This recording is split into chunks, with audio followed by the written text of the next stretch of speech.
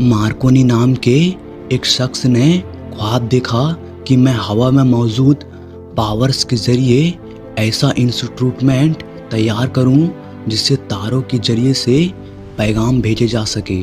और सालों बाद जब उसने दिमाग और मेहनत करके अपना सपना पूरा कर लिया और अपने दोस्त को बताया कि मैंने खोज कर ली है कि हवा और तार के ज़रिए से मैसेज कैसे पहुंचाएं, तो उसके दोस्त से पकड़कर दिमाग के डॉक्टर के पास ले गए और कहने लगे इसका इलाज कीजिए, पागल हो गया है, अजीब सी बात कर रहा है। लेकिन मार्कोनी ने हार नहीं मानी और अपनी मेहनत और यकीन के दम पर सफल रहा।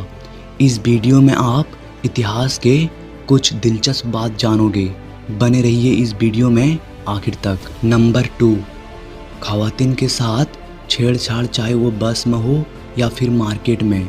आज के दौर में ऐसे मामले एक आम सी बात बन चुकी है, मगर आपको ये बात जानकर हैरानी होगी कि 19 के दहाई में ख़वातीन इस तरह की छेड़खानी से बचने और उसका जवाब देने के लिए अपने साथ और इस दौरान हेडफोन्स इम्प्रूवमेंट का एक सिंबल माना जाता था। और अगर कोई भी शख्स किसी ख़वातीन को रास्ते में हरास करता तो वो अपने हेडफोन्स को निकाल कर एक वेपन की तरह इस्तेमाल किया करती थी और उस शख्स पर उसे हेडफोन से वार कर दिया करती थी, जो काफ़ी ज़्यादा घातक हुआ करता था। जिसके बाद 1909 में आर्कनसास में एक नियम बना दिया गया कि किसी भी ख़वातीन के हेडफोन की लेंथ 9 इंच से ज़्यादा नहीं होनी चाहिए, क्योंकि ये कानून के हिसाब से एक डेंजर वेपन था। नंबर 3, फ्रांस का माइकल लोटिटो लोहे से बनी चीज़ों को पनीर की तरह खाता है। ये अब तक साइकिल, बेड, टीवी और एक ताबूत भी खा चुका है। डॉक्टर ने जांच में पाया कि उसके पेट में मोटी मोटी परत है और इसके पेट में मौजूद एसिड नॉर्मल लोग की तुलना में ज़्यादा बनता है, जिसकी वजह से कोई भी चीज़ पचा लेता है। इसकी सबसे बड़ी अचीवमेंट ये है एयरप्लेन को खाना।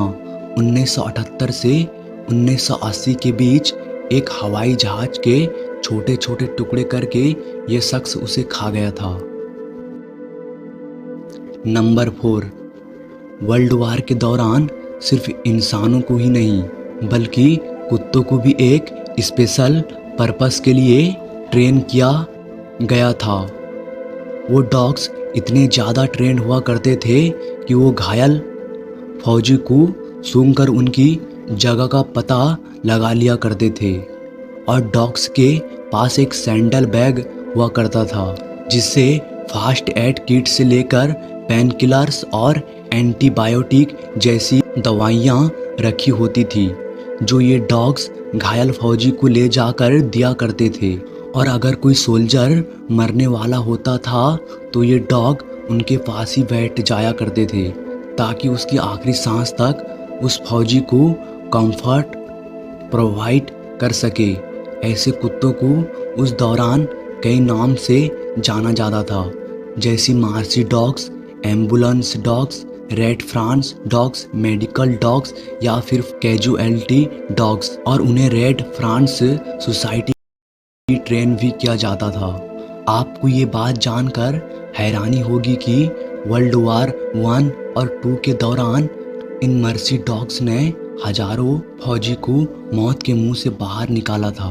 और दोनों वर्ल्ड वार में तकरीबन ऐसे 300 डॉग्स को ट्रेन किया गया था, जिनमें से 7000 की जंग के दौरान ही घायल हो जाने की वजह से मौत हो गई।